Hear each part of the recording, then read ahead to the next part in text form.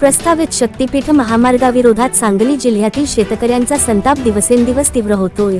विटा, खानापूर, कडेगाव, वाळवा, शिराळा आणि पुढे कोल्हापूरकडे जाणाऱ्या मार्गावर ठिकठिकाणी शेतकरी रस्त्यावर उतरून आपल्या भावना व्यक्त करत आहेत। आज पलूस ताकारी रोडवर एक हृदयस्पर्शी चित्र पाहायला मिळाले। एका शेतकऱ्याने आपल्या बैलजोडीसह रस्त्यावर उतरून सरकारचे लक्ष वेधण्याचा प्रयत्न केला। बैलांच्या अंगावर शक्तीपीठ महामार्ग रद्द झाला पाहिजे असा संदेश लिहिला होता।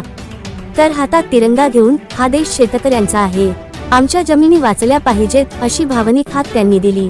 आपली शेती, आपली माती आणि पुढील पिढीचे भविष्य वाचवण्यासाठी सुरू झालेला हा संघर्ष आता अधिक तीव्र होत असून सरकार याची दखल घेणार का याकडे संपूर्ण जिल्ह्याचे लक्ष लागले आहे।